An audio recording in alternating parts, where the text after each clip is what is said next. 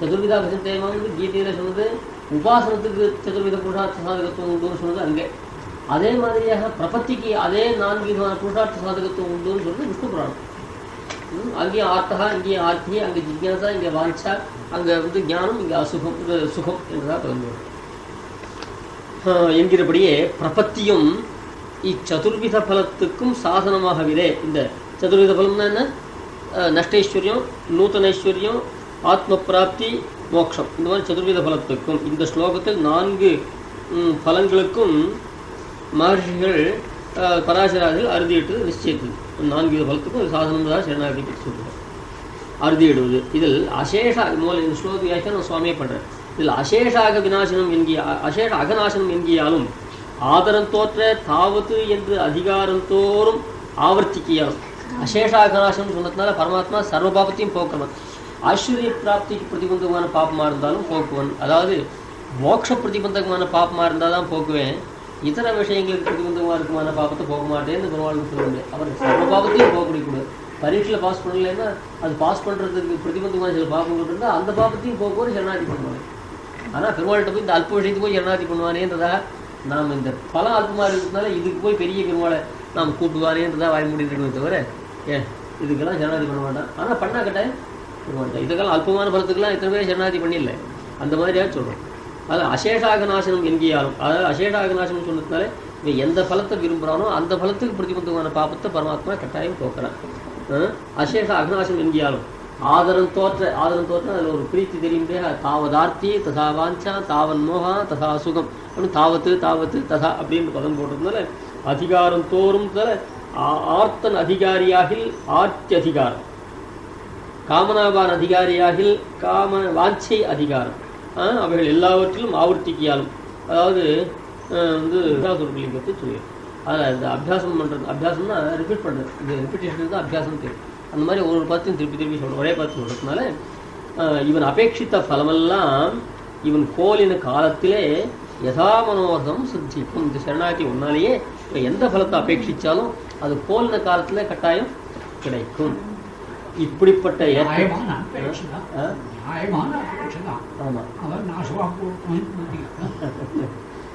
அது அது அதுக்காக சரணாகதி பண்ணுவோம். இப்போ இந்திராதிகள்லாம் சரணாகதி பண்ணலாம், அசுராலாம் நசிக்கணும்.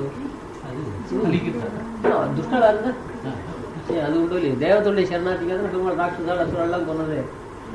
சொன்ன கிருஷ்ணாவதாரத்தில் கிருஷ்ணன் எல்லாத்தையும் முடிச்சுட்டு சந்தோஷமாக துவாரிக்காடுற போது உதங்கர் வந்து சாபம் கொடுத்தார். பாண்டவர்களோடு துரியோதனாதிகளுக்கும் சம்பந்தம் ஒத்து இருக்க, பாண்டவர்கள் என்ன வருவோ அதே வருவோம் துரியோதனாதிகளும் உனக்கு. அதில் அவள் 5 பேரை வாழ வச்சுட்டு 100 பேரை நீ கொல்வது ஒரு பட்சபாதத்தை காட்டுறது இல்லை, அப்படி சாப்பிடுன்னு சொல்லி அதுக்கு அவர் சொன்ன, நான் பாண்டவான்றதுக்காக இவளை காப்பாற்றல, துரியோதனாதிகள் என்றதுக்காக நான் அழிக்கலை, திரௌபதி பண்ண சரணாகதிக்காக அவள் நான் அழிச்சேன்னு சொன்னேன். துரியோதனாதிகள் திரௌபதி சரணாகதிக்கு எனக்கு கூந்தல் முடிக்கணும்னு சொன்னேன். துரியோதனை கொன்னதான் அவள் கூந்தல் முடிக்க முடியும். அதனால் சாரத்தியம் தூக்கியம் பண்ணதோ பாரதத்தில் அவளும் கொன்னதோ இதை திரௌபதி பண்ண சரணாகதிக்கு பலமாகத்தானே தவிர பாண்டவான்ற பக்குவாத்தினால நான் செய்யலேன்னு சொல்லி சரணாகத்தினுடைய பிரபாவம் சொன்னார்.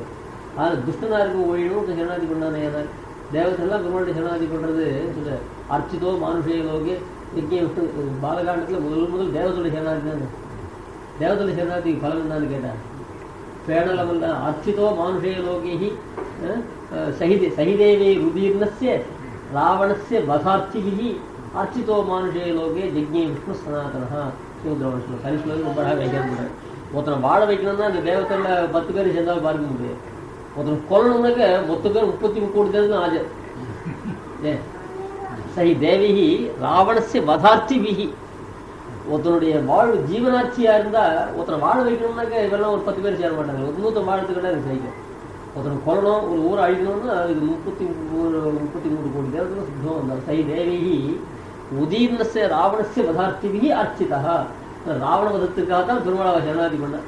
இதுதான் தேவத்துடைய சரணாகதி. பாலகாண்டத்திலே தேவத்துடைய சரணாகதி தங்களுடைய ராஜ்யம் வரட்டும் வரணும், ராவணம் ஒழியணுங்கிறதுக்காக மேலே அபயப்பிரதான சார்ந்து சாகிச்சு பரதம் கூப்பிடுற போது திரும்பி ஆடுறது பரத சரணாகதிக்கு பலம். தேவத்துடைய சரணாகதி ராவண வதார்த்தியாக பெருமாள் காடு எழுதுறது தேவத்துடைய சரணாகதிக்கு பலம்.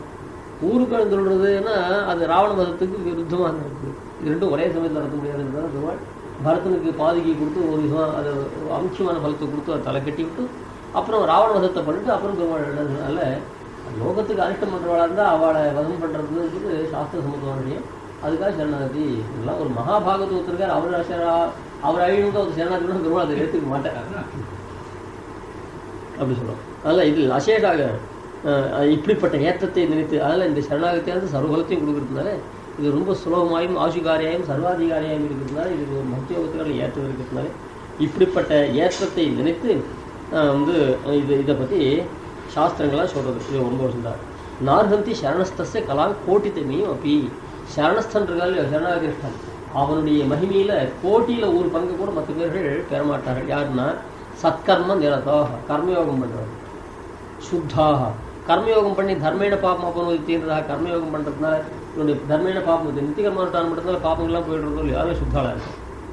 சத்கர்ம நிரதாக சாங்கிய யோக விதஸ்ததா ததான்னு அப்படியே சாங்கிய யோக விதா சாங்கிய வித்துக்கள் யோக வித்துக்கள். சாங்கிய வித்துக்கள்லாம் யார் அப்படின்னு கேட்டால் ஞான யோக நிஷ்டாள் சுவாமி விவேகானந்தருக்கு அழிங்கர் சாங்கியம்ன்றதுக்காக ஆத்மாவலோகம் சொல்லி ஆத்மாவலோக நிஷ்டாள் என்றதாக ஐக்கியம் பண்ணிருக்காரு. எப்படி அதெல்லாம் பக்தி யோகம் பண்ணுறவங்களுக்கு வரக்கூடியது. அதில் கர்மயோக நிஷ்டாள், அப்புறம் கர்மயோக ஞான யோகம் பண்ணி ஆத்மாவலோகம் இருந்தால் அதில் ஊறி இருக்கிறவர்கள், அப்புறம் யோக விதா பக்தி யோகம் பண்ணுறவா இவர்கள் எல்லாரும் அது கர்மயோகம் பண்ணுறவா ஞான யோகம் பண்ணுறவா ஆத்மாவலோகம் பண்ணுறவா பக்தி யோகம் பண்ணுறவா இவ அத்தனை பேரும் சரணஸ்தஸ்ய கலாம் கோட்டி தமீம் அப்படி கோட்டியில் ஒரு பங்கான ஒரு அம்சத்தை கூட இவர்கள் பெறமாட்டார்கள். நார்கந்தி சரணஸ்தஸ்ய கலாம் கோட்டி தமீம் அப்படி இப்படிப்பட்ட ஏற்றத்தை நினைத்து சத்கர்ம நிரதாக சுத்தாக சாங்கிய யோக விதஸ்ததா நார்கந்தி சரணஸ்தஸ்ய கலாம் கோட்டி தமீம் அப்படி என்று சொல்லுகிறது. இவருக்கு இங்கிருந்த காலம் கைங்கரியத்தில் வைஷமியம் தான் கோலுதல் வைஷமியத்தாலே வந்தது. இவன் இங்கே இருக்க சில பேர் கைக்கரியம் பண்ணுவார்கள். இந்த அத்வாரக பிரபத்தி நிஷ்டனுக்கானே இவன் பிரபத்திக்கு கோல்ன பல பருவத்தையும் இப்போ இவன் எல்லாத்தையும் கொடுக்கும்னு சொன்னானக்க. அப்போ இதான் இங்கே சில பேருக்கு சரணாதி பண்ணாவிட்டு கைங்கரியங்கள் பகவத் கைங்கள் அதிகமாக வளருது. சில பேருக்கு ஏற்கனவே பண்ணுறது கைங்கரியமும் சில பேர் வந்து கூடுது சரணாதி பண்ணணும். அது மாதிரி பலத்தில் வைஷமியம் வருவானேன்னு கேட்டேன். அது நிரபராத கைங்கரியமும் சித்திக்கணும்னு சேர்த்து அதுக்காக சரணாதி பண்ணுறவா சில பேர் உண்டு. அவளுக்கு நிரபராத கைங்கரியம் கூட சித்திக்கும். அது சேர்க்காதவளுக்கு அதுக்கு இல்லை. அதில் இவனுடைய கோல்கள் இவன் பிரார்த்திக்கிற போது வெறும் மோட்சத்தை மாத்திரம் பிரார்த்திச்சு நின்றுட்டானே. ஏன்னா அவனுக்கு இந்த கைங்கரியமானது கூட கூட சித்திக்காது. அது இவன் சுகுருக்கு தகுந்தாவும் நடக்கும். சரணாகதிக்கு பலமாக இந்த கைங்கரியத்தை சேர்த்து ஒருத்தம் பிரார்த்திச்சானே ஏன்னா அவனுக்கு வைபூர்வமான கைங்கரி அத்வாரக பிரபத்தியானது பிரபன்னனுக்கு கோலின சர்வபலத்தையும் கொடுக்கும் என்றால் இங்குள்ள காலத்தில் பிரபன்னர்களுக்கு அந்யோன்யம் கைங்கரியத்தில் வைஷமியம் வரக்கூடுமோ என்று அருளை செய்கிறார். ஒருவனுக்கு பிரபத்தி காலத்திலேயே அபிமத கைங்கரியம் சித்திக்க வேண்டும் என்றும் மற்றொருவனுக்கு வாச்சிக்கு கைங்கரியம் அது காய்க்கு கைங்கரியம் வாச்சிக்கு கைங்கரியம் சித்திக்க வேண்டும் என்றும் இத்தியாதி சங்கல்ப வைஷமியத்தாலே என்றபடி ஒருத்தர் என்ன சொல்கிறேன், எனக்கு சரீரத்தினால கைங்கரியம் பண்ணணும்னு ஒருத்தன் பிரார்த்திச்சா அவர் சாரீரமான கைங்கரியம் பண்ணுறேன். எனக்கு சரீரத்தால் கைங்கரியம் பண்ண முடியாது, வெறும் ஸ்தோத்திரம் பண்ணிட்டு இப்படி முதல்ல சொல்லிட்டு இருக்கேன் வாச்சிகமான கைங்கரியம் பண்ண ஒருத்தர், அவருக்கு வாச்சிக கைங்கரியம் வருது. இன்னொருத்தர் என்ன பண்ணுறாரு, மானசமான கைங்கரியம் பண்ணிட்டு இருந்தால் போகணும், அதுக்கு அனுகிரகம் பண்ணால் போகணுன்ற ஒருத்தர் இப்படி பிரார்த்திக்கிறார். அதனால் இவளுடைய பிரார்த்தனைக்கு தகுந்தாப்புல பலத்தில் வைஷமியம் வருதே தவிர பிரபத்தியினால அந்த வைஷமியம் கிடையாது. இவனுக்கு இங்கிருந்த காலத்தில் கைங்கரத்தில் வைஷமியம் தன் கோள்களில் தன்னுடைய பிரார்த்தனையில வைஷமியத்தாலே வந்தது. அது தனக்கடி. அதுக்கு என்ன காரணம்டா, பிரார்த்த சுகிருதம். அதாவது நேத்தியா வையாத்தியம் நியமித்தும் ஏவம் பிரபவத்தின்னு சொன்னார். ஒருத்தன் வஸ்வாதி பதத்தை அனுபவிச்சுட்டு மோட்சம் போகணும்னு ஆசைப்படுறான். அவன்லாம் சாட்சாத் பிரம்மவித்தியில இறங்குறான். ஒருத்தன் வஸ்வாதி பதத்துக்கு போகாமல் நேரவே மோட்சத்துக்கு போகணும்னு ஆசைப்படுறான். அவன் நேரடியாக மோட்சம் சுத்த பரமேகாந்தியா இருக்கான். அவன் தார சாண்டில் இருக்கு அரசிங்க. இந்த மாதிரியா ரெண்டு பேருக்கும் வித்தியஸ்தமாக டிஃபரெண்டான அபிப்பிராயம் ஆசை வரத்துக்கு என்ன காரணம்டா, அது பிரார்த்த சுகிருத்தான் காரணம். ஏன் பிரார்த்த சுகிருத்தம் எல்லாத்துக்கும் ஒன்னாவே ஒரே மாதிரி இருக்குதுன்னு கேட்டால் சுகிருத்தத்தை போய் நியமனம் பண்ணுறதுக்கு யாரால முடியும்? நியத்தின்னு அதிர்ஷ்டம், அதனுடைய வையாத்தியம், அதனுடைய தாஷ்டம், அதனுடைய துஷ்டத்தன்மை இருக்க அதை நியமித்தும் கப்பிரபவத்தின்னு சாதிக்கிறார் முதல் ஸ்லோகத்தில் இல்லையா. அதில் இவனுக்கு வைஷகிக அதுக்கு அதுக்கடி பிரார்த்த சுகிருதம். அந்திம சரீர அனந்தரம் பெறும் பேற்றில் ஒரு வைஷமியம் இல்லை. அந்திம சரீரத்தில் வரக்கூடியதான பேர் இருக்கோ இல்லையோ, அதாவது புருஷார்த்தம், அதில் எந்த வைஷமியமும் கிடையாது. இங்கே இருக்கிற பரியந்தம் தான் இவன் கேட்டால் உண்டு கேட்கலன்னா கிடையாது அப்படின்றதுனால இங்கே வைஷமியம் சொல்லிருக்கிற மோட்சத்தில் போகணும். எனக்கு பரமாத்மா தன்னுடைய அனுபவத்தை பரிபூர்ணமாக கொடுத்துடுறார். ஏற்கனவே 2 வருஷத்துக்கு முன்னாடி வந்தவளுக்கு அவ்வளவு கடுமையான நிர்பந்தம் கிடையாது. அவள்லாம் கொஞ்சம் அவளுக்கு ஃப்ரீடம், கொஞ்சம் சுவாதந்திரம் உண்டு. நீ புதுசாக போகிறோம் தான் ரொம்ப ஆற்றுல மாட்டு பண்ணிட்டு இருந்தால் 10 வருஷத்துக்கு முன்னாடி வந்தவளாக இருந்தால் கொஞ்சம் அதிகாரம் பண்ணுவள், புதுசாக வந்தவளாக இருந்தால் வேண்டிட்டு இருப்பா. அப்படிலாம் உண்டோ இல்லையோ. அதுபோல் மோட்சத்துலேயும் புதுசாக வந்தவாளாக இருந்தால் அவளுக்கு என்ன பண்ணுவாள் இருக்கும், இப்போ பெருமாள்கிட்ட பயந்து இருக்கணும் இருக்கும். ஏற்கனவே இருந்தவாளாக இருந்தால் கொஞ்சம் சுத்தந்திராளாக இருப்பாளும் மறைக்க வேண்டாம். ஏற்கனவே வந்தவா புதுசாக போனவா எல்லாருக்கும் பாரதந்திரியம் ஒரே மாதிரி தான். ரொம்ப நாளாக இருந்தாலும் பரமாத்மா அடிமையாக தான் இருக்கும், புதுசாக போகணும் அடிமையாக தான் இருக்கணும். அது பாரதந்திரியம் ஏகரூபம் தான். சில பேர் சொல்கிறா மோட்சத்தில் போனாலும் இந்த பாரதந்திரியம் விட்டு போகிறதுன்றாங்க. ஏன்னா மேலே சாகிற சஸ்வராட் பவதி அப்படின்னு சொல்றதுனால சஸ்வராட் பவத்தின்னு ஒரு வாக்கியம் இருக்கு. மோட்சத்தில் போனாரு சஸ்வராட் பவதி. அவன் ஸ்வராட்டுன்றதுக்கு ராஜா சுதந்திரன்றதாக அர்த்தம். அந்த சுதந்திரனாக அரான் என்றதாக ஒரு ஸ்ருதி சொல்றோம் இல்லையோ. அதே வச்சு அனன்யாதிபதின்றதான ஒரு சூத்திரம் சஸ்வராட் பவத்தின்றதாக ஸ்ருதி வாக்கியம். அந்த ஸ்ருதி வாக்கியத்தை வச்சு சூத்திரம் பண்றேன். அதில் அந்த மோட்சத்துக்கு போனால் சுதந்திரனா போயிடுறான்னு சொல்றதுனால பரமாத்மாவுக்கு பரதந்திரனா இருப்பது என்பது எங்கே இந்த பிரகிருதி மண்டலத்தில் இருக்கிற வரைக்கும் தான். முக்தனா போனாட்டு பாரதந்திரியம் கிடையாதுன்னு சில பேர் சொல்றாரு. அது ரொம்ப தப்பு. மோட்சத்தில் போனாதான் இன்னும் பாரதந்திரியம் நன்றா தெரியும். இங்கே பரமாத்மா நமக்கு சுவாமி, நாம் அவன் தாசன் என்பது சாஸ்திரத்தினாலே கொண்டு தானே தெரிஞ்சுட்டு இருக்கோம். அங்கே போனால் நேரவே அதை கண்டுபிடிக்கிறதுனால, நேரவே கண்டு அனுபவிக்கிறதுனால அந்த பாரதத்தை திருடப்படும் வந்து. ஆனால் ஸ்வராட் பவத்தின்றது சுதந்திர நாராயணத்தை என்ன அர்த்தம்னு கேட்டால், இங்கே கர்மவசியனா இருக்கானோ இல்லையோ, இந்த கர்ம வசியத்தை கழிஞ்சு போகும். அந்த கர்மாக்களுக்கு பரதந்திரனா இருக்க வேண்டும். அந்த கர்மாச்சரியத்தை கழிவுறதுனால அதுதான் சூத்திரத்தில் அது அகர்ம விஷயரான அர்த்தம். அதுதான் சூத்திரம் அதே வச்சு அனன்யாதிபதினு பதம் போட்டேன். ஸ்வராட் பவதி. ஸ்வராட்டுன்னு சுதந்திரன், சுதந்திரன்னு அர்த்தம்னா அந்யா இது சர்வ சுவாமியாரான அர்த்தம் இல்லை. அனன்யாதிப அந்யன் அதிபனாக ஆறுதில்லை. இங்க இருக்குச்சு அனதிபகான்னு போடலை, அனன்யாதிபன் போட. இவனுக்கு வேற ஒருத்தர் அதிபர்களாக இருக்க மாட்டார்கள். வேற ஒருத்தர் அதிபராக இருக்க மாட்டார்னா அப்ப பரமாத்மா சுவாமி தான். இங்க பூலோகத்தில் இருக்க வரைக்கும் பரமாத்மாவை தவிர மற்ற பேர்லாம் கர்மாவனாலும் நம்ம மிரட்டிட்டு இருப்பார். அதெல்லாம் அங்கே கிடையாது. பரமாத்மா மாத்திர சேஷம் தான் இருக்கும். பாரதந்திரியம் பரே பும்சி பிராப்பிய நிர்கத பந்தனா. நிர்கத பந்தனா சர்வ கர்மங்களிலிருந்து விடுபட்ட இவன் பரே பும்சி எம்பெருமான் திறத்திலே எம்பெருமான் விஷயத்திலே பாரதந்திரியம் பிராப்பிய சுவாதந்திரியம் பாரதந்திரியம் பரே பும்சி பிராப்பிய நிர்கத பந்தனா சுவாதந்திரியம் முதலம் பிராப்பிய தேனையவ சகமோதே. இந்த பாரதந்திரிய விஜயே சுவாதந்திரியம் முதலம் பிராப்பியன். பரதந்திரனா இருக்கிறது சுவாதந்திரியம் எப்படி வரும், எப்போ வரும்னு கேட்டால் இங்கே சொல்கிற அந்த சுவாதந்திரியம் என்ன அப்படின்னு கேட்டால் அது கர்மவசியத்துவ ராகித்யம் தான் இங்கே சுவாதந்திரியம். அதான் சொல்றாரு பரே அது சப்தமியா நிரூபித்தவர் சார். தசை பாரதந்திரியம் பரமபுருஷன் நிரூபித்த பாரதந்திரியத்தை அடைந்து வந்து அடைந்துன்னா அதை அறிந்து நிர்கத பந்தனா நஷ்ட சம்சார பந்தனாய் அதுலம் சுவாதந்திரியம் பிராப்பிய பக்ஷியமான சுவாதந்திரிய விசேஷத்தை பிராப்பிய தேனைவசா மோதது அந்த பரமாத்மாவோட. அதுல பாரதந்திரியம் இருக்குச்சியே சுவாதந்திரியம் உண்டு. பாரதந்திரியம் யாருக்கிட்ட? பரமாத்மா கிட்ட பாரதந்திரியம். சுவாதந்திரியம் சொன்னா கர்மாவுக்கு பரதந்திரனா இல்லாததுனால சுவாதந்திரியம் உண்டு. அதுல மோட்சத்துல பாரதந்திரியம் உண்டு, சுவாதந்திரியம் உண்டு. சுவாதந்திரியம் சுதந்திரம் சொன்னா பரமாத்மாவுக்கும் இவன் கீழே படிஞ்சவன் அர்த்தம். கீழே படிஞ்சவன் நல்ல அர்த்தம் இல்லை. பரமாத்மா கீழே படிஞ்ச கர்மாக்கள் கீழ்படியாதவன் அவனை சுதந்திரம்.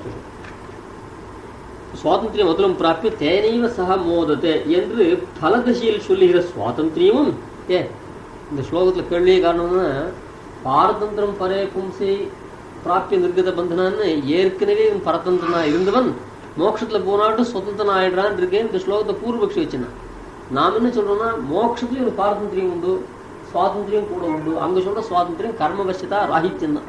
அதனால பாரதந்திரியம் மோட்சத்தில் உண்டு. அகர்மவசியன் கர்மவசியன் அன்றிக்கே சர்வவித கைங்கரிய யோகியன் ஆகை என்று பலபாதத்திலே நிர்ணயிப்போம். பலபாதம்னா பலாத்தியாயத்தில் அந்த அர்ச்சராதினா தத்புரத்தைன்னு 3வது 4வது பரஞ்சோதி தத்ஸ்வபாவ இந்த 4வது அத்தியாயத்தில் 4வது பாதம் சம்பத்யாவிர்பாவ ஸ்வேன சப்தாத் அந்த பாதத்தில் இதை சொல்றீங்க. அதை வச்சு அனன்யாதிபதி என்ற சூத்திரத்தில் அகர்மவசிய நந்திக்கே சர்வவித கைங்கரிய யோகியன் ஆகை அது சர்வத கைவித யோகினார் தான் அங்கே சுவாதந்திரியம்ன்ற அர்த்தம் என்று பலபாதத்திலே நிர்ணயித்தோம். அதனால் இப்போ என்னாச்சு, அதிகாரி விபாக அதிகாரத்தில் சாட்சாத்தாவே சீக்கிரமாக பிராரப்த கர்மங்களாம் நசிச்சு மோட்சம் போகணும்னு ஆசைப்படுறா, பிராரப்த கர்மம் நிவர்த்தி பூர்வமாக மோட்சத்தோடு ஆசைப்படுறா, சாட்சாத் சுதந்திர பிரபத்தியில் இறங்கலாம். பிராரப்த கர்மங்கள் தானாக போய் மோட்சம் போகணுன்ற விளம்பிச்சு மோட்சத்தை அபேட்சிக்கிறவர்கள் பக்தி யோகத்திலே இறங்கலாம். 2 அதிகாரிகள் உண்டு. வேண்டும் பெரும் பயன் வீடு என்று அறிந்து விதி வகையால் மீண்டும் குறியும் நிற்கும் நிழலுக்கு ஏற்கும் அன்பர் 3 ஒன்றின் முழுவினை மாற்றுதலின் முகுந்தடி பூண்டன்றி மற்றோர் புகழ் ஒன்று இலையென நின்றனரே. நாம் நமக்கு சொரூபத்துக்கு உச்சிதமான இது பலம் புருஷார்த்தம் கேட்டால் மோட்சம். ஏன் பிரார்த்தனீயமான பலம், பிரார்த்தனீயமான மகாபலம் வேண்டும் பெரும் பெயர். வேண்டாத பெரும் பெயர்கள் எத்தனையோ இருக்கு. சதுர்முக ஐஸ்வர்யங்கள் இதெல்லாம் வேண்டிய வேதங்கள் ஓதின்னு சொல்ல, வேண்டாத வேதங்கள் உண்டுன்னா அது நமக்கு வேண்டாம். வேண்டாததுன்னு சம்ஸ்கிருத வேதமா, வேண்டிய வேதம்னா தமிழ் வேதம்ன்றதான் சொல்றாங்க. வேண்டியன்னு அங்கே அபேட்சித்தம்னு சொல்ல, பரதத்துவ சாதகத்துக்கு வேண்டியதான வேத பாகங்களை சம்ஸ்கிருதமாக இருந்தாலும் சரி, அங்கே வேண்டியதுக்கு அபேட்சித்தமான விஷயம். இங்கே வேண்டும் பெரும் பயன் சொன்னாக்க இங்கே தான் அந்த மாதிரி வியாக்கியானம் பண்ணலாம். ஏன்னா நமக்கு வேண்டாத புருஷார்த்தங்கள், சொரூபத்துக்கு அனுச்சிதமான புருஷார்த்தங்கள் எத்தனையோ இருக்குது. அதெல்லாம் நமக்கு வேண்டியதான பரம புருஷார்த்தம் வீடு மோட்சம். மோட்சம் தான் நமக்கு சொரூபோச்சிதமான புருஷார்த்தம் என்பதை அறிந்து விதி வகையால் அதிர்ஷ்டவசத்தினாலே மீண்டும் புரியும் நிற்கும் நிலைகளுக்கு ஏற்கும் அன்பர். சிறகால சாத்தியமாயும் க்ஷணகால சாத்தியமாயும் இருக்கிற நிலைகளுக்கு சத்வா இருக்கட்டும். மோட்சம் தான் பரமபலம், அதுதான் வேணும்னு ஆசைப்படுறார். அதுக்கு ஒருத்தர் சிறகால சாத்தியமாக இருக்க முடியாத பக்தி யோகத்தில் இறங்குறார், ஒருத்தர் சீக்கிரத்தை மோட்சத்தை கொடுக்குறதான பிரபத்தில் இறங்குறார். அதுக்கு என்ன காரணம்? விதி தான் காரணம். ஏன் விதி வகையால் அந்த அதிர்ஷ்ட விசேஷத்தினால அந்த வகையாக இறங்குறார். விதி வகையால் மீண்டும் புரியும் நிலக்கு ஏற்கும் விதி வகையால் ஏற்கும் அன்பர் 3 ஒன்றில் 3 தங்களுடைய அதிகாரத்துக்கு தகுந்தா போல அது பக்தி யோகத்திலேயோ பிரபத்தி யோகத்திலேயோ இறங்கினால் மூலவினை மாற்றுதலில், மூலவினைன்னா நம்ம சம்சார அனுவர்த்திகளாம் காரணமாக இருக்க முடியாத பிராச்சீன கர்மாக்களை போக்குவதற்கு, மாற்றுதல் போக்குவதற்கு முகுந்தன் அடிபூண்டன்றி எம்பெருமானுடைய திருவடியை சரணாகதி பண்ணி அன்றி மற்றொன்று இல்லை, மற்றொரு உபாயம் இல்லை என நின்றது. அதில் பக்தியோகம் பண்ணுறவனும் நடுவில் வரதான சில பிரதிபந்தங்களுக்கு நிராசகமாக பிராயசித்தமாக பெருமாள்கிட்ட சரணாகதி பண்ணுறான், அங்கே பிரபத்தி பண்ணுறான்.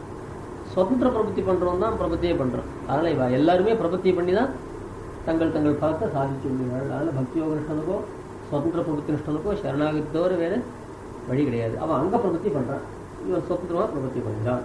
வேண்டும் பெரும் பயன் வீடு என்று அறிந்து விதிவையால் மீண்டும் குறுகியும் நிற்கும் நிலைகளுக்கு ஏற்கும் அன்பர் 3 ஒன்றின் மூலவினை மாற்றுதலில் முகுந்தனடி பூண்டன்றி மற்றோர் புகழ் ஒன்று இலை என நின்றனரே. பிரபன்னாத் அந்நேஷாம் நதிசிதி முகுந்தோ நிஜபதம் பிரபன்னச்சத்வேதா சுச்சரித பரீபாக பிரியா சொன்ன அர்த்தம் சாய்கிறேன். மோட்சம் பண்ணுவானா ஒரே தீர்ப்பு, இதுதான் தேசிய சுப்ரீம் கோர்ட்டு தீர்ப்புன்னு சொல்கிறார். பிரபன்னாத் அந்நேஷாம் நிதிசிதி முகுந்தோ நிஜபதம். சரணாகதி பண்ணால்தான் பகவான் மோட்சம் கொடுப்பதே தவிர பிரபன்னக்கல்லது பகவான் மோட்சம் கொடான்னு கீழே சாச்சிருக்க. அதுதான் சாய்கிறேன். அழிங்க சாய்கிறாள் கோபுரமே ஒருத்தன் கட்டான், கோபுரம் கட்டியிருந்தாலும் மோட்சம் கொடுக்குறான். அழிங்கிற கோபுரம் கட்டினார் என்னன்னு கேட்டால் அவன் மனசில் ஒரு சுத்தியை உண்டு பண்ணி கொடுத்து சதாச்சார சம்பந்தம் உண்டு பண்ணி கொடுத்து சரணாகதி அதை பண்ணி வைக்க. அதான் முன்பேயாதல் பின்பேயாதல் உபாயத்தை துவக்கணும் இல்லையோ, அந்த மாதிரியாக எந்த ஒரு சுகிருதம் பூர்ணமாக அத்தியானம் 3 பேர்த்து அத்தியானம் பண்ணார். பல வேடா இருந்தான்னு கேட்டால் மகா பாப்பியாக இருந்தாலும் கூட பாப்பிட்டா க்ஷத்திர பந்துஷ்டான்னு சொல்லிட்டு அவன் எவ்வளோதான் பாப்பியாக இருந்தாலும் சரணாதி பண்ணிட்டானே அவனுக்கு கட்டாயம் மோட்சம் நடக்கணும். அதனால் பிரபன்னாத் அந்நேஷாம் இந்த திசைத்தி முகுந்தா நிஜபதம். வேற இடத்துக்கு போகிறதா இருந்தால் சரணாகதி இல்லாதே போகலாம். எம்பெருமானுடைய திருவடிக்கு வரதா இருந்தால் சரணாகதி இல்லாத போகவே முடியாது. ஆனால் அப்போ பக்தி யோகம் பண்ணால் மோட்சம் இல்லையா? அந்த பிரபன்னச்சத்வேதா, இந்த பிரபந்தன்னு சொன்னதுனாலே பக்தி யோகத்தையும் சேர்த்துடலாம். ஏன்னா சத்வாரக அங்க பிரபத்தி பண்ணுறான்னு இல்லையோ, அதில் பிரபன்னச்சத்வேதா, அதில் பக்தன் பிரபந்தன் 2 பேர். பக்தியா பரமயாவாப்பி பிரபத்தியாவா மகாமனே பிராப்பியோகம் நானிதா பிராப்பியா மம கைங்கரி லிப்சுபின்னு சாதிக்கிறார் இல்லையோ, அந்த மாதிரியான ரீதியில் சொல்கிறேன். பிரபன்னாத் அந்நேஷாம் நதிசதி முகுந்தோ நிஜபதம் பிரபன்னச்சத்வேதா சுச்சரித்த பரிபாக பிதையா. சுச்சரித்தம் இருக்கும் இல்லையோ சுகிருத்தம், அதனுடைய பரிபாகம். அந்த சுகிருத்த பரிபாகத்தினால ஒருத்தருக்கு ரொம்ப பாக்கியம் இருந்ததுன்னா அவன் சீக்கிரமாக பிரபத்தியில் இருந்தால் கொஞ்சம் விளம்பிச்சு மோட்சம் போகணும்னு எண்ணம் இருக்கிறவளுக்கு பக்தி யோகத்திலே பிரவருத்தியாக இருந்துருக்காங்க. விளம்பேன பிராப்தி, அதில் 2 பேருக்கும் லாப நஷ்டங்களை கணக்கு போட்டு பார்த்தேன். பக்தி யோகம் பண்ணுறவனுக்கு லாபம் அதிகமாக, பிரபத்தி பண்ணுறவனுக்கு லாபம் அதிகம்னா அவனுக்கு ஒரு விதத்தில் லாபம் அதிகம், இவனுக்கு ஒரு விதத்தில் லாபம் அதிகம், அவனுக்கு ஒரு விதத்தில் நஷ்டம், இவனுக்கு ஒரு விதத்தில் நஷ்டம். என்னன்னா இது விளம்பேன பிராப்தி பஜன சுகம் ஏகசிய விபுலம். ஏகசிய விளம்பேன பிராப்தி. பக்தி யோகம் பண்ணுறதுக்கு மோட்சம் வரத்துக்கு விளம்பிக்கும். ஆனாலும் இந்த பக்தி யோகத்தை அனுஷ்டிக்கிறப்போ இங்கே பரமாத்மா அனுபவம் இருக்கும் இல்லையோ, அது பிரத்யக்ஷ சமானாகாரமான ஒரு ஸ்மிருதி சந்த விஷயம் தானே. அதில் இங்கேயே அந்த பெருமாளை சாட்சாத்கரிச்சுது. நாசமுன்யாதிகள்லாம் அந்த யோக திசையில் பெருமாளை சாட்சாத்கரிச்சான்னு சொல்கிறோம் இல்லையோ. சிக்கன சிறுதோறும் புறப்படாக்கனுள்ளே உலகுள் ஒக்கவே விழுங்கி என்னுள் புகுந்தான், புகுந்ததற்கு மிக்க ஞான வெள்ளச்சுடர் மூர்த்தியாய் வந்து துலக்க கவுனுமாய் எங்கும் பக்க நோக்கரியான் என் பைந்தாமரை கண்ணனே சொல்லிச்சு. ஆழ்வாருடைய யோக திசையில் பெருமாளுடைய ஆழ்வாரோட கலந்து பிரிவாடுற போது ஆட்டிமார்கள் அனைத்து கூப்பிட்டாலும் திரும்பி பார்க்க மாட்டானா என் பெருமாள். அப்படி யோக திசையில் நம்மளோட கலந்து பழகிற வழக்கம் சொல்கிறோம். நாகங்களுக்கும் அந்த மாதிரி உண்டு. அந்த மாதிரியாக அவள்லாம் வந்து பிரேம பக்தி அனுஷ்டிச்சுவா. அந்த பகவானுடைய அனுபவமானது இந்த பக்தி யோகம் பண்ண ஆரம்பிச்சுட்டோம் அப்படியே மெய் மறந்து அந்த அனுபவம் இங்கேயே வருது இவாளுக்கு. அதனால் பஜன சுகம், அந்த பஜனத்தினால ஏற்படாத சுகம் இவாளுக்கு அதிகம். ஆனால் மோட்சம் என்பது விளம்பிச்சு வரும். பிரபந்தனுக்கு வாழ்வு வறண்டு கிடக்கும். இவன் ஏதோ 10 நிமிஷம் இன்ஷூர் பண்ணுறாலும் பண்ணிவிட்டான். அதுக்கப்புறம் இவன் என்ன பண்ணுறான், தன்னுடைய பராஜயமான கர்மாவே செய்யிருக்கான். இவன் நிரந்தர தியானம் பண்ணுறது. ஆனால் இவனுக்கு சீக்கிரமாக பலம் தேகாவசானே மோட்சம் வந்துடும். இதுக்கு வரைக்கும் வாழ்க்கை வந்து ஒரு பாலைவன் மாதிரி வறண்டு கிடக்கும். விளம்பேன பிராப்தி பஜன சோகம் ஏகசிய விபுலம். பரஸ்ய ஆசு பிராப்தி. பரஸ்யன்னு யாரு, அந்த சுதந்திர பிரபத்திஷ்டன் இருக்கோ இல்லையோ, உனக்கு ஆசு பிராப்தி பரமபத பிராப்தி சீக்கிரம் வந்துடும். ஆனால் வாழ்க்கை வந்து பரிமித ரசா ஜீவித தசா. எப்படிப்பட்ட சுவாமிகளாக இருந்தாலும் குடும்ப வாழ்க்கையெல்லாம் கொஞ்சம் கவனிச்சு விட்டு தானே அப்புறம் இது கவனிக்கிறார்.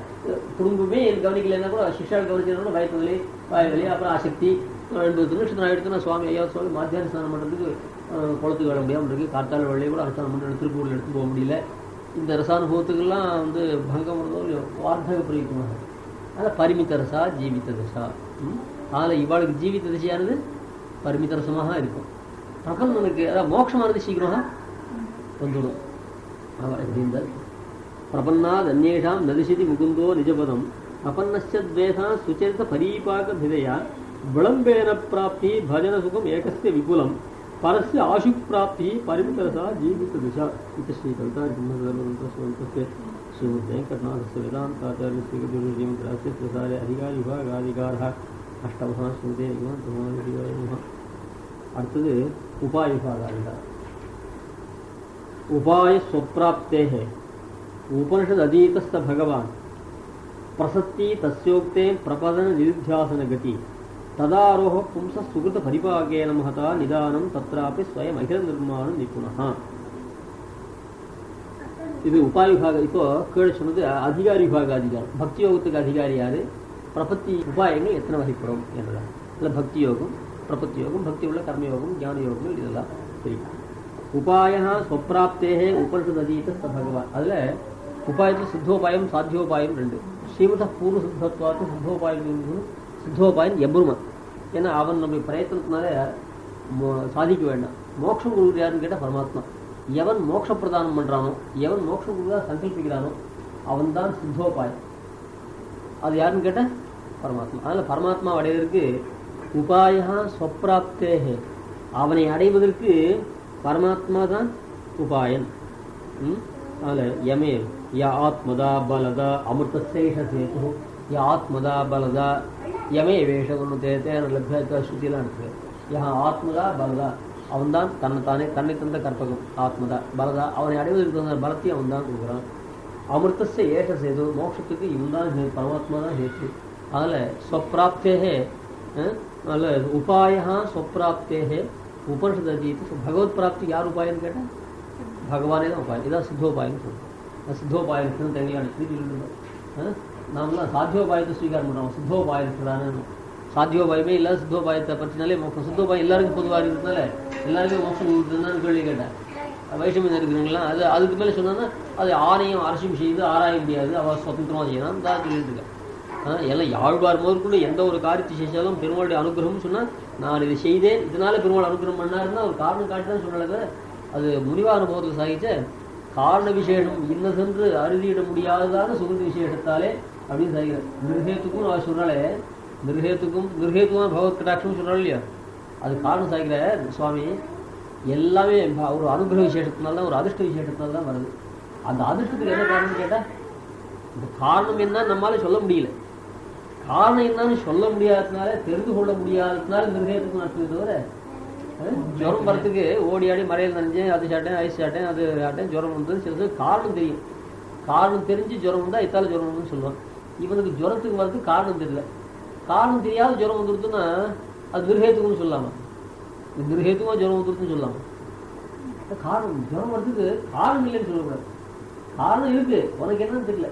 நீ ஏதோ ஜுரத்துக்கு ஒரு 5-6 காரணம் தான் உண்டுன்னு நினைச்சிட்டு இருக்க. அது தவிர இன்னும் எத்தனையோ காரணங்கள் உண்டு. அந்த காரணம் என்னன்னு உனக்கு புரியல.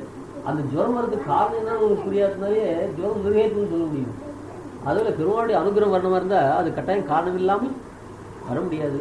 சிலது திருவாரூர் சோழ மலை என்றேன் என் நெஞ்சிலே வந்து புகுந்தான்றதா வாழ்வாருக்கு சில சமயம் காரணம் தெரியும். சிலது காரணம் தெரியலன்னா அது நிர்ஹேத்துக்கும் சொல்கிறார். அங்கேயும் காரணம் உண்டு. நிர்ஹேத்துக்கும் அர்த்தம் தெரியுமா? நியாயமான காரணம் கிடையாது, நாம் அறிந்து கொண்ட காரணம் கிடையாது. அதனால் அந்த சித்தோபாயனான எம்பெருமான் மோட்சம் கொடுக்குறவன்.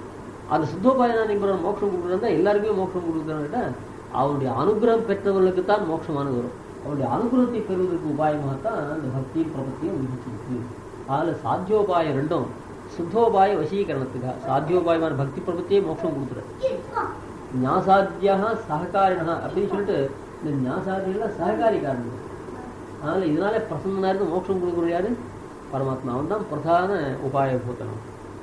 அதனால் பிரசத்தி தஸ்ய உக்தே. பிரசத்தின்னு அர்த்தம் பிரசத்தி பிரசாதா அனுகிரகம். பிரசத்தி அந்த அனுகிரகத்துக்காக தஸ்ய உக்தே பிரபத நிர்த்தியாசன கதி. பிரபதனம்ன்றது சரணாகதி, நிர்த்தியாசனம்ன்றது தியானம். அல்ல பிரபதனம் நிர்த்தியாசனம் இந்த இரண்டும் தஸ்ய பிரசத்தி உக்தே. அந்த பிரசக்தி பிரசக்தின்னு சில பேர் சொல்லுவார். பிரசக்தி பிரசக்தி அதாவது பிரசாதான்னு கஞ்ச் பிரத்தியம், பிரசக்தின்னு தின் பிரத்தியம். அதனால் பிரசாதா பகவத் பிரசாதத்துக்காக பிரசத்தி தஸ்யோக்தே. சிவத்ராமணத்தில் கச்சித் சர்க்கம், கஷ்டித் சர்க்கம், கஷ்டித் சர்க்கம் சொல்லுவோம். கஷ்டித் இல்லை, கச்சித் கச்சித் கச்சித கேள்வி வந்து பிரசத்தி தஸ்யோத்தே பிரபத. அதில் தஸ்யன்னு அந்த சித்தோபாயனான எம்பெருமானுக்கு நம்மக்கிட்ட அனுகிரகம் வருவதற்காக அந்த பிரபதனம் நிர்த்தியாசனம் ரெண்டும் சொல்றது. கத்தின்னா மார்க்கம். ததாரோக புருஷ சுகிருத பரிபாகேன. அந்த பக்தி பிரபத்தி பண்ணமா இருந்தா அதுக்கு ரொம்ப சுகிருத்தம் பண்ணியிருந்தா பக்தி பிரபத்தியும் பண்ண முடியும். சுகிருத்தம் இல்லாத வரைக்கும் பக்தி பிரபத்திகளில் அவரோட வந்து ஈடுபாடானது ஏற்படாது. அந்த சுகிருத்தம் வரதுக்கு காரணம் யாருன்னு கேட்டால் எல்லாத்துக்கும் பண்ணலாம். ததாரோக புருஷ சுகிருத பரிபாகேன மகதா நிதானம் தத்ராபி ஸ்வயம் அகில நிர்மாண நிபுண. அந்த சுகிருத்தம் வரத்துக்கும் தத்ராபி அந்த பக்தி பிரபத்திலும் தத் பிரவൃத்தியிலும் சுகிருத்த பரிணாமரூபமான அந்த சர்வத்திலும் அகில நிர்மாண நிபுண ஸ்வயம் நிதானம். இவன் ஹேத்து கர்ப்ப விசேஷம். அகில நிர்மாண நிபுணத்வாத் எல்லாத்தையும் பரமாத்மா பண்றதுக்கு சாமர்த்தியம் இருக்கிறதுனால அவன் என்ன பண்றான், இதுலயும் அவன் தான் சகல ஜெகத் சிருஷ்டி காரணமாகையாலே சித்தோபாயனான தானே ஸ்வப்பிராப்திக்கு ஹேத்துவானா போல தத் பிரதிபந்தக நிவர்த்தகமான பக்தி பிரபத்தி பிரவೃத்திக்கும் தன் நிவர்த்திக்கும் தத் ஹேதுபூத சுகிருத பரிபாகத்துக்கும் ஸ்வயமேவ நிதானம் இத்தியர்த்தா. பரமாத்மாவே என்ன பண்றான், நம்ம சரீரத்தில் கொடுக்குறாப்புல தன்னை அடைவதற்கு வேண்டியதான பக்தி பிரபத்தியோட பிரவೃத்தியும் உண்டு பண்ணித்தரான். துஷ்கிருத்தனுக்கு பிரவೃத்தி வரவிட்டாத பண்றான். இதுக்கெல்லாம் காரணம் சுகிருத்தி அவனே பண்ணிக்கிறான். ஏன் அப்படின்னு சொல்லி கடைசியில் பரமாத்மா தான் காரணம் தான் சொல்லி முடிச்சேன். அதாவது பரமாத்மா காரணம் கடைசியில் நம்முடைய கர்மாதீனமாக தான் அனுகிரகம் பண்றான். பிரசத்தி தஸ்யோக்தே பிரபத நிர்த்தியாசன கதி ததாரோக பும்ச சுகிருத பரிபாகேன மகதா நிதானம் தத்ராபி ஸ்வயம் அகில நிர்மாண நிபுணா. ததாச்ச சர்வஜனாய் அதேவ பலப்பிரதான சமர்த்தனாய் இருக்கிற பகவான் ஒருவனே சித்தோபாயமாக இருந்தாலும் ஆக்ஞாதி லங்கன குபித்தனான அவன் கோபம் தீர்ந்து பிரசன்னனாய்க்கொண்டே ஸ்வப்பிராப்தியை தர வேண்டுமாகையால் அவனுடைய பிரசாத சித்தியர்த்தம் அப்பிரதானங்களாயும் வியவஹிதங்களாயும் உள்ள உபனிஷத் விஹிதங்களான பக்தி பிரபத்திகளும் அவசியாபேட்சிதங்கள் என்று திருவுள்ளம். ஏன் அதில் பகவான் சித்தோபாயனா இருந்துச்சு, பக்தி பிரபத்திலாம் இருக்குன்னா ஓமிச் ஆத்மானே பகவானே மோட்சம் கொடுத்தா நீ சரணாதி பண்ணு பக்தி பண்ணுன்னு விதிக்க வேண்டிய அவசியம் இல்லை. பாருங்க, அதில் பகவான் மோட்சம் ஒரு பக்கத்தில் சொல்லிருக்கு, ஒரு பக்கத்தில் சரணாதி பண்ணு, நீ தியானத்தை பண்ணு அப்படின்னு ஒரு பக்கத்தில் விதி வேறு இருக்கு. இதெல்லாம் இருக்குன்னு கேட்டால் பகவான் சித்தோபாயனா இருந்தால் கூட நீ பண்ணுற தப்புனாலே உங்ககிட்ட அவனுக்கு நிகிரம் உண்டாயிருக்கு, உனக்கு கோபம் உண்டாயிருக்கு. அந்த கோபம் போனால்தான் உனக்கு அவன் அனுகிரகத்தை பண்ணி மோட்சம் கொடுப்பான். அந்த கோபம் போவதற்கு, அதாவது அனுகிரகம் வருவதற்கு நீ என்ன பண்ணணும்னு கேட்டால் நீ பண்ண பாபத்துக்கு பிராயச்சித்தமாக சரணாகதி பண்ண அவன் நிகிரமானது தீர்ந்து போயிடும், அவன் பிரசன்னாய் போதும். மோட்சம் கொடுக்குறது பரமாத்மா தான், அந்த நிகிரம் போவதற்காக பண்ணுறது சரணாகதி. அதில் சரணாகதினா மோட்சத்துன்னு சொல்லக்கூடாது. சில பெரியவாள் சந்தில் சரணாகதி வந்து அழிச்சிங்க, சில கேள்லாம் கேள்விடும். சரணாகதி இருக்குன்னா மோட்சத்துக்குன்னு சொல்லக்கூடாது. மோட்சம் கொடுக்குற யார்? பரமாத்மா தான். அந்த சரணாகதினா நிகிர நிவர்த்திக்காது. பசத்தி இவர்களுக்கு கர்த்தவியமான உபாயமாவது ஒரு ஞான விகாச விசேஷம். இப்போ இவர்களுக்குன்னு யாரு? முமுட்சு பேர் கீழே சொன்னதாரு முமுட்சு பேர்கள் அவர்களுக்கு. இவர்களுக்குன்னா கீழ் அதிகாரத்தில் சொன்ன சத்வாரக அத்வாரக பிரபத்திஷ்டங்கள் இவருக்கு. அதனால சத்வாரக பிரபத்திஷ்டம் அத்வாரக பிரச்சனை இவர்கள் ஒரு உபாயமாவது ஞான விகாச விசேஷம். ஒரு இது ஞானம் மட்டும் இல்லை, ஞானம், ஞான விசேஷம், ஞான விகாச விசேஷம். இத்தாலே சாத்தியமாய் பிராப்தி ரூபமான உபேயமாவது அதுவும் ஒரு ஞான விசேஷம். இந்த உபாயத்தினாலே நமக்கு வரக்கூடிய இருக்கேன் அதுவும் ஒரு ஞான விகாச, ஞான விகாச விசேஷம். பலமும் ஞான விகாச விசேஷம், உபாயமும் ஞான விகாச விசேஷம். அதான் சொல்றாங்க உபாயமாவதுன்னு சொன்ன. அத்வாரகமாயும் முக்கியமாயும் உள்ள பகவத் பிரசாத ஜனகமான பக்தி பரசமர்ப்பண ரூப உபாயமாவது அர்த்தம் ஒரு ஞான விகாச விசேஷம். இந்த ஞானம்னு சொன்னதுனால அது மீமாம்சகால் சொல்றதுல கர்மா தான் பலன் கொடுக்குறது, கர்மா பலன் கொடுக்குறது இல்லை, ஞானம் தான் பலன் கொடுக்குது. அதனால ஞானம் தான் உபாயம். அதாவது தளப்பிரயோகம் சொல்றேன், உபாயமாவது இவர்களுக்கு கர்த்தவியமான ஒரு ஞான விகாச விசேஷம். ஞானம்னு சொன்னா என்னன்னா, ஞானம்னு சொன்னதுனால கர்மா பலம் கொடுக்குறதுன்னு சொன்ன மீமாம்சகாலோட சித்தாந்தம் போச்சு. இங்கே வியாக்கியானத்தில் நான் வருஷம் புரிஞ்சு கொள்ள வேண்டியது. அதனால ஞானம் ஒரு இங்கே ஞானபதேன ஞானேத்தர கிரியா வியாபுர்த்தி, கிரியினாலே பலம் வருது. அவளுக்கு மோட்சம் இல்லைன்னா சொசு ஜீவாத்மானுபவம் தான் மோட்சம்னு சொல்றா மீமாம்சகர். அந்த ஞானத்தினா அதுவும் கர்மாவினாலே ஆச்சா. அதில் ஞானம் தான் வந்து உபாயம். அது ஞான ஞானம் கடஜானம் படஜானங்கள் அல்ல, ஞான விசேஷம். அந்த ஞான விசேஷம்னா பரமாத்மா விஷயமான ஞானம். விகாச பதத்தினால என்னாச்சுன்னா சித்தோபாயனான பகவத் ஸ்வரூப வியாபுர்த்தி. ஞானம் மோட்ச சாதனம் சொல்லாத ஞான விகாசம் மோட்ச சாதனம் சொன்னாலும் இல்லையா, அதுல சொன்னது என்ன லாபம்னா இதை கவனிக்கணும். ஞானம் மோட்ச சாதனம் சொல்லாமல் இல்லையோ, இந்த ஒரு பதம் ஒரு வாக்கியார்த்தம் சொல்லுவானாக்க அதில் போடுற பதங்கள் எல்லாம் அர்த்தம் இல்லாமல் இருக்கக்கூடாது. உபாயமாவது இவர்களுக்கு கர்த்தவியமான உபாயமாவது ஒரு ஞான விகாச விசேஷம். ஒரு ஞானம்னு சொல்லாத ஞானம்னு சொல்லணும். ஏன் ஞானம்னு சொன்னார்னு கேட்டால் உபாயமாவது ஏதோ ஒன்று சொன்னால் மீமாம்சம் எல்லாரும் சித்தாந்தத்தில் ஏதோ ஒன்று உபாயம் இருக்க போகிறது. மீமாம்சம் சித்தாந்தத்தில் கர்மான்றான், அந்த கர்மா இல்லைன்னு காட்டுறதா ஞானம்னு பதம் போட்டார். அப்போ அதுவே போடுவேன் ஞான விகாசம்னு போடுவான்னு. ஞானம் போய் மோட்ச சாதனம்னாக்க எந்த ஞானம்? ஸ்வரூப ஞானம் இருக்கோ இல்லையோ, பகவத் ஸ்வரூப ஞானம். பகவத் ஸ்வரூபமாகிற ஞானம். பகவத் ஸ்வரூபத்தை பற்றி நாம் தெரிந்து கொள்றது இல்லை, பகவத் ஸ்வரூப்பே ஒரு ஞானம் தானே. அப்போ அது போய் மோட்ச சாதனமாகுமா? ஜீவாத்ம ஸ்வரூபம் இருக்கு, அதுவும் ஒரு ஞானம் தானே. அதான் ஞானமாக இருக்கிற ஸ்வரூபம் அது போய் மோட்ச சாதனம் இல்லைன்னு காட்டுறதுக்காக தான் அது விகாச விசேஷம்னு சொன்னார். அதாவது மலரணும், விஷதமாக கூடியதான ஞானம் மோட்ச சாதனம் சொன்னாங்க. ஸ்வரூப பரமாத்ம ஸ்வரூப ஞானம், பரமாத்ம ஸ்வரூபமாகிற ஞானமோ ஜீவாத்ம ஸ்வரூபமாகிற ஞானமோ விகசிக்காது. அதுக்கு சங்கோச்ச விகாசங்கள்லாம் கிடையாது. சங்கோச்ச விகாசம் தர்மபோதி ஞானத்துல புரியுதா? ஸ்வரூப ஞானம் சொன்னதுக்கு அந்த பகவத் ஸ்வரூபத்தை பற்றி நாம் அறிவதுன்னு அர்த்தம் இல்லை, ஞானமாக இருக்கிற பகவானுடைய ஸ்வரூபமே. அந்த விகாச பதேன சித்தோபாயனான பகவத் ஸ்வரூப வியாபுர்த்தி. அதில் பகவத் ஸ்வரூபத்தை வியாபுர்த்தி பண்றார். பகவத் ஸ்வரூபே ஒரு ஞானம் தானே. அதுக்காக ஞான விகாசம் பதம் போட்டார். விகசித ஞானம்னு அர்த்தம். விகசித ஞானம்னா ஸ்வரூப ஞானம் வந்து விகாசம் சங்கோச்சத்தை அடையாது. அதில் அந்த விகசிதமான ஞானம் சொன்னாக்க பகவத் ஸ்வரூபத்தை பற்றி நாம் அறிகிற ஞானம். அப்படின்னு தான் நம்முடைய தர்மபுத்தி ஞானத்துவம் அதுக்காக விகாசம் போட்டாங்க. அப்போ உபாயமாவது ஒரு ஞான விகாசம் சொன்னா போறோம் இல்லையோ, ஞான விகாசம் விசேஷம் போட வேண்டாமே என்ன. அப்போ ஞான விகாசம்னா மோட்சத்துலயும் ஒரு ஞான விகாசம் வருதோ இல்லையோ, பரிபூர்ணமா சர்வ விஷயமான சாட்சாத்காரம் வருதோ இல்லையோ, நம்முடைய ஞான விகாசம் அறியறதோ இல்லையோ, அதை போய் எடுத்துக்கூடாது. அதுக்காக தான் ஞான விகாச விசேஷம்னு போட்டார். இப்போ வரக்கூடியதுன்னா அந்த சாஸ்திர விகிதமாய் பகவானுடைய ஸ்வரூப ரூப குண விபூதிகளை மாற்றம் உடையதாய் அந்த ஸ்மிருதி ரூபமாய் அவிச்சின்ன சந்ததியாக இருக்கக்கூடிய ஒரு ஞான விகாசத்தை தான் இங்க உபாயம்னு எடுத்துக்கணும். மோட்சத்தில் வரக்கூடியதான விகாசம்ன்றது எல்லாத்தையும் விஷயீகரிக்கக்கூடியதான விகாசம். அது பலமே தவிர அது உபாயமாகாது. அதுக்காக தான் ஒரு ஞான விகாச விசேஷம். விசேஷம் சொன்னதுனால இந்த உபாய தசையில நாம் ஒரு அனுஷ்டானம் பண்றோம் இல்லையா, அதாவது பக்தி ரூபமான ஞானம், அந்த ஞானம் எவ்வளவு தூரம் விகசிக்கிறதோ அதை மட்டும் வைத்துக் கொள்ள வேண்டும்.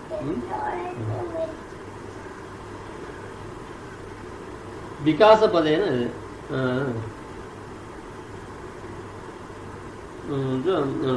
விசேஷ பதேன உபேயமான பகவத் அனுபவ ரூபமான ஞான வியாபிருத்தி. உபேயமான பகவத் அனுபவம் இருக்கும், பரிபூர்ண பிரம்மானுபவம், அதுவும் ஞான விகாசம் தானே. ஞான விகாசிக்கிறது பரிபூர்ண பிரம்மத்தை அனுபவிக்க முடியுது. அதில் பரிபூர்ண பிரம்மானுபவ ரூபமான ஞான விகாசம் இருக்கு, அதை போய் எடுத்துட்டு கூடாதுன்றதால ஞான விகாசம் விசேஷம் பண்ண புரியுதா. இது உபாயமாவது ஒரு ஞான விகாச விசேஷம். ஞானம்னு சொல்லாத, ஞான விகாசம்னு சொல்லாத, ஞான விகாச விசேஷம் அப்படின்னு. அவ்வளவு சொல்லியும் அத்வைத சித்தாந்தத்தில் என்ன சொல்றான்னு கேட்டா எங்களுக்கு உண்டுன்றாங்க. ஏன்னா அவளும் ஞானத்தை தான் மோட்சம் பண்ணக்கூடாது. வாக்கியார்த்த ஞானம், வாக்கியத்தினால வரக்கூடியதானே வாக்கியார்த்த ஞானம். நானும் பிரம்மம் ஒன்று பிரம்மாத்மிகத்து விஞ்ஞானம் இருக்கும் இல்லையோ, அது வாக்கியத்தினால உண்டாருது. அதாவது தத்துவமசி வாக்கியத்தை காட்டவுடனே ஆச்சாரம் உபதேசம் பண்ணவுடனே இவனுக்கு நானும் பிரம்மம் ஒன்று ஞானம் வருதோ இல்லையோ, ஆனால் அது விதேய ஞானம் இல்லை. அதாவது சாஸ்திரங்கள்ல நீயும் பிரம்மம் ஒன்றுன்னு நினைச்சுக்கோன்னு விதிக்கல. அந்த தத்துவமசின் வாக்கியத்தை நீயும் பிரம்மம் ஒன்னா இருக்காய் அப்படின்னு காட்டணும்னு ஒரு ஞானம் வருதோ இல்லையோ, வாக்கியார்த்த ஞானம், வாக்கியஜன்ய வாக்கியார்த்த ஞானம். இது போய் மோட்ச ஹேத்துன்ற. அப்போ அது கூட சொன்னாப்ல அர்த்தம் இல்லைன்னு. அதுக்காக தான் இவர்களுக்கு கர்த்தவியமான உபாயமாவதுன்னு பதம் போட்டேன். அது கர்த்தவியம் இல்லை. நானும் பிரம்மம் ஒன்றுன்னு காதை மூடிண்டா கூட உங்களுக்கு நாலெட்ஜ் இருந்துருதுன்னு ஆச்சாரம் சொல்ற போது காதில் பட்டா தானே அந்த ஞானம் வருது. அத்தை போய் நீ ஜாயித்தான்றாப்புல அது விதிக்க வேண்டிய அவசியம் இல்லை. கண்ணை திறந்தா கடன் தானா தெரியுது, கடத்தை நீ தெரிஞ்சுக்கணும்னு சொல்லுவோம். அதெல்லாம் அபிஷேக ஞானத்தினால மோட்சம் வருதுன்னு சொல்லுவாங்க. அதுக்காக அதை வியாபர்த்தி பண்றதுக்காக இவர்களுக்கு கர்த்தவியமாய் விகிதமான கர்த்தவியமான உபாயம் என்றதாக கர்த்தவியமான பதத்தை போட்டார். விதியாலே கர்த்தவியமாக சோதித்தமான அப்படின்றதாக இங்க சாதிக்கிறார்.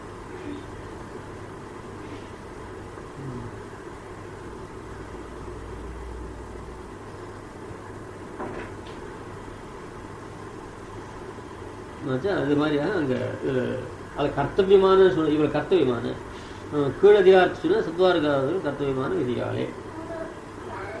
அடுத்தது இத்தாலே சாத்தியமாய் பிராப்தி ரூபமான உபேயமாவது அதுவும் ஒரு ஞான விகாச விசேஷம். அது ஞான விகாச விசேஷம். அது என்னன்னு கேட்டா அது சொல்றாருங்க. அப்புறம் மோட்சத்துல போய் வரக்கூடியது பிராப்தி ரூபமா இருக்கு. மோட்சத்தினால நமக்கு அடையக்கூடியது உபேயமாவது இத்தாலேன்னு அந்த ஞான விகாச விசேஷ ரூபமான உபாயத்தாலே சாத்தியமாய் பிராப்தி ரூபமான உபேயமாவது ஒரு ஞான விகாச விசேஷம். இந்த ஞான விகாச விசேஷத்துக்கு அர்த்தம் என்ன அப்படின்ட்டா வந்து பிரம்ம பாவமே மோட்சம் சொல்றோம், பிரம்ம அனுபவம் போய் மோட்சம் பலம் தான் சொல்றார். உபேயத்தை சப்ததா நிர்தேசித்து கூட அதன் சுரூபத்தை காட்டுகிறார். சாத்தியமாய் என்றதால் உபேயத்துக்கு உபாதயத்துக்கு வந்து உபகாரியத்துவம் சொல்லப்படுகிறால் வியாபர்த்தி சொல்லப்படுகிறது. பகவத் பிராப்தி காட்டிலும் உபேயம் வேறுபட்டதோ என்று சங்கிக்காமே பிராப்தி ரூபமான, அதாவது சாத்தியமான சொன்னதுனால உபேயத்துக்கு இந்த உபாயமானது உபாய காரியத்துவம் சரணாகத்தினாலே இது வர்றது இந்த பரிபூர்ண பிரம்மானுபவம் அப்படின்றதா காரியம். அந்த உபாயத்துடைய காரியம்னு சொல்லப்படுது. பகவத் பிராப்தி வேற அனுபவம் வேறேன்னு சொல்ல வேண்டாம், பகவத் பிராப்தி தான் அனுபவம் என்றதாக ஒரு இந்த ஞான பதத்தினால ஞான பின்ன சம்யோக ஐக்கியாதி வியாவிருத்தி. சில பேர் பிரம்மத்தினுடைய சம்யோகம் தான் மோட்சம் சொல்றாங்க. பிரம்மத்தை போய் அடையிறது மோட்சம். இப்போ அத்வைத்தெல்லாம் சொல்றோம், துவைத்திகள் பிரம்மத்தோட போய் சேர்ந்துட வேண்டியது. சம்யோகம் தான் மோட்சம், அனுபவங்கள்லாம் கிடையாது. நமக்கு அப்படி இல்லை. பிரம்மத்தை அடையிறதாவது பிரம்மத்தை அனுபவிக்கிறது தான், அது ஞானம் தான் நமக்கு மோட்சம். அத்வைத்தில் சொல்ற பிரம்மத்துடைய ஐக்கியம் மோட்சம்ன்றவா, பிரம்மத்தோட ஐக்கியா பத்தி மோட்சம்ன்றவா, ஞானம் கிடையாது. அத்வைத்திகள் பிரம்மத்துடைய ஐக்கியம் தான் மோட்சம். பிரம்ம பாவம் தான் மோட்சம் சொல்றாங்க. அதனால அவள் சித்தாந்த வியாபர்த்தி பண்றாரு ஞானம்னு சொன்னதுனால. ஞான விகாசம் சொன்னதுனாலே முன்ன சொல்ற ஸ்வரூபத்துக்கு வியாபர்த்தி, ஞான விகாச விசேஷம் சொன்னதுனாலே உபாய ஞானத்துக்கு வியாபர்த்தி. இவற்றில் உபாயமாக ஞான விசேஷம் காரண சாபேட்சவுமாய் சாஸ்திர விகிதவுமாய் சத்தியத்வாதிகளான ஸ்வரூப நிரூப தர்மங்கள் அஞ்சோடைய கூடின அவ்வோ வித்யா விசேஷ பிரதிநேத குணாதிகளாலே நேத பிரம்ம விஷயமா இருக்கும். மேல அதை உபாயம் பண்ற இதுல உபாயமாகிற ஞான விகாச விசேஷம் இருக்கோ இல்லையோ, உபாயமாக இருக்கக்கூடிய ஞான விகாசமே ஞான விகாச விசேஷம் சொல்லுவாங்க. எப்படி இருக்கிட்ட அது கரண சாபேட்சமா இருக்கும். அதாவது இந்த தியானம் பண்றோமோ இல்லையோ, தியானம் பண்றதுக்கு மனசு வேணும். ஆச்சாரியன்கிட்ட உபதேசம் பெற்றுதானே தியானம் பண்ணணும். அது காது வேண்டு இருக்கு. அதில் இந்திரிய சாபேட்சங்கள் வேண்டாம், இந்திரியங்களே இல்லாது அதுக்கு வியாபத்து. அதனால கரண சாபேட்சமாய் காரணம் சாஸ்திர விகிதமா இருக்குது. இது இந்த உபாசனம் என்பது சாஸ்திர விகிதம். மோட்சத்தில் வரக்கூடியது சாஸ்திர விகிதம் இல்லை, அது பலமாக இருக்குது. சாஸ்திர விகிதமாய் நேத பிரம்ம விஷயமா இருக்கும். அது சத்தியத்வாதிகளான ஸ்வரூப நிரூப தர்மங்கள் அஞ்சோடே கூடியிருக்கும். 32 பிரம்ம வித்தியிலையும் பிரம்ம விஷயமா இருக்குது. அதுல எல்லாத்துலேயும் இந்த சத்தியம் ஞானம் அனந்தம், சத்தியத்துவ ஞானத்துவம் அனந்தத்துவம் ஆனந்தத்துவம் அவலத்துவம், இந்த 5 குணங்கள் ஸ்வரூப நிரூப தர்மம்னு பேர் இருக்கு. அந்த ஸ்வரூப நிரூப தர்மங்கள் 5 அதை சேர்ந்துருக்கு. அதனால எல்லா பிரம்ம வித்தியிலையும் இந்த சத்தியத்துவ ஞானத்துவம் அனந்தத்துவம் ஆனந்தத்துவம் 5 குணங்கள் அவலத்துவம், இது 5 ஸ்வரூப நிரூபம் பேரு. சத்தியத்துவ ஞானத்துவ அனந்தத்துவ ஆனந்தத்துவ அமலத்துவம், இது 5 ஸ்வரூப. அதாவது இந்த 5 தெரிஞ்சுக்கலன்னா பிரம்மஸ்வரூபத்தை நம்மளால தெரிஞ்சு கொள்ள முடியாது. அதில் பிரம்மஸ்வரூபத்துக்கு இது நிரூபகம். இவற்றை கழித்து பார்க்கும்போது அது சசிவிஷான துல்லியமாம். பிரம்மத்தை இந்த 5 குணங்களை இல்லாத பார்க்குமானாக்க பிரம்மன்றதே ஒன்று இல்லாத போயிடும், சசிவிஷான மாதிரி ஆயிடும். புரியுதா? அதனால பிரம்மத்தை நம்ம காட்டி கொடுக்குறது ஸ்வரூப நிரூபம். அப்புறம் நிரூபித்த ஸ்வரூப விசேஷம் சொல்ல, அது எல்லா வித்தியிலும் எல்லாம் வராது. இப்போ தாரி வித்தியேஷம் அபத பாப்மா விஜயா வித்னு அபத பாப்பத்துவ விஜயத்துவ முடிச்சதும் ஒரு 8 குணங்கள் அது தாரி வித்தியில் தான் வரும். சாண்டில் வித்தியிலே மனோமயா பிராணசீரோ பாரூபான் மனோமயத்துவம் பாரூபத்துவம் சத்தியகாமத்துவம் சத்திய சங்கல்பத்துவம், இந்த குணங்கள்லாம் அதில் வரும். அதில் வர்றது இதில் வராது. நிரூபித்த ஸ்வரூப விசேஷமான குணங்கள் எல்லாமே எல்லா வித்தியிலும் வராது. அது எந்தெந்த வித்தியில் என்னென்ன குணங்கள் சொல்லியிருக்கோ அது மட்டும்தான் வரும். இந்த சத்தியத்துவ ஞானத்துவ அனந்தத்துவம் மட்டும் சொல்லாமல் எடுக்கலாம் கூட அது எல்லாத்துக்கும் வரும். ஏன்னா இது பிரம்மஸ்வரூபத்தை, இது பாடி கார்டு மாதிரி. அது ஏன் அதிகப்படியாக பரிச்சயங்களை அழைக்கும் போது அவள் அழைக்கும் பேர்ல இருந்தாலும் மினிமம் குறைச்சலா இத்தனை பேர் இவ கூட எந்த இடத்துக்கு போனாலும் வருவா. அந்த மாதிரி இந்த 5 குணங்கள் எப்பவும் வரும். இந்த ஸ்ரீபாஷ்யாதில விஷயங்களை தெரிஞ்சுக்கிறதுக்காக இங்கே இடங்களில் சுவாமி சாதிக்கிறது அந்த சற்று மனசில் படையக்கூடிய இவற்றில் உபாயமாகிற ஞான விகாச விசேஷம் காரண சாபேட்சவுமாய் சாஸ்திர விகிதவுமாய் சத்தியத்வாதிகளான ஸ்வரூப நிரூப தர்மங்கள் 5ஓடே கூடின அவ்வோ வித்யா விசேஷங்கள் 5ஓடே கூடி ஸ்வரூப விசேஷமான குணங்கள் இருக்கும் இல்லையோ, நிரூபித்த ஸ்வரூப விசேஷமான குணங்கள் அதுல அந்தந்த வித்தியில எது நேதமா இருக்கோ அதுதான். ஆனந்தமய வித்தியனா அதில் சில குணங்கள் சொல்லுது. அப்புறம் சத்தியகாம வித்தியனா அதில் சில குணங்கள், அக்ஷய வித்தியனா அதில் சில குணங்கள், இந்த மாதிரி சில வித்தியால சில குணங்கள் சொல்லியிருக்கு. அந்தந்த குணங்களோடு தான் அது வரும். அந்தந்த குணங்களோட அந்த வித்தியா இருந்தது. அந்த குணங்கள் இன்னொரு வித்தியில வராது. அவ்வோ வித்யா விசேஷ பிரதிநேத குணாதிகளனாலே, இந்த குணங்களால நேத்தமாய் வியவஸ்திதமா இருக்குனால பிரம்ம விஷயம். எல்லா பிரம்ம வித்தியிலும் பிரம்ம மட்டும் துல்லியமா வரும். ஏன் அது மாதிரியா வரும். ஆனந்தாதி பிரதானச அபேதாது பிரம்மம் மட்டும் எல்லா வித்தியிலையும் வரும். சத்தியத்துவ ஞானத்துவாதியில் மட்டும் அதுவும் எல்லா வித்தியிலும் வரும்.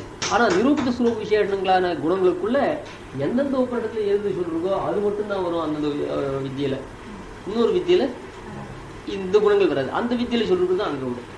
அப்படி பிரதிநித குணாதிகளால நேத பிரம்ம விஷயமாய் வியவஸ்திதமான பிரம்மத்தை விஷயமாக உருத்தாயிருக்கும். உபேயமாகிற ஞான விகாச விசேஷம் காரண நிரபேட்சமாய், இதுக்கு நேர் விபரீதம். அது காரண நிரபேட்சமாய், அது என்னன்னா மோட்சத்தில் வரக்கூடியதான பரிபூர்ண பிரம்ம அனுபவத்துக்கு இந்திரியங்கள் வேண்டாம். தொச்ச திருச்ச நிபிபாசிது ஜிஹ்வா விஹ்வலா ஸ்ரவணவர் பரபுத்துன்னு அங்கே போனாட்டு கண்ணு தொச்ச திருச்ச நிபிபாசிது கண்ணும் தொகிந்திரியும் குடிக்கிறதுக்கு ஆசைப்படும். ரசனேந்திரிய வியாபாரம், ரசனேந்திரியத்துடைய காரியத்தை தொகிந்திரியமும் சக்ஷுந்திரியும் ஆசைப்படுதுன்னு. அதாவது இந்திரியங்களுக்கு விஷய வியவஸ்தை கிடையாது, அதான் இந்திரியாபேட்சை கிடையாதுன்னு அர்த்தம். அதில் அந்த கண்கள்லாம் அவரும் அலங்காரத்துக்காக இருக்கிறத அங்கே அப்ராகிருத்தமான திவ்ய சரீரம் வருது. அந்த சரீரம் நமக்கு போல் தான் அஸ்தபாதாதிகளோட கூட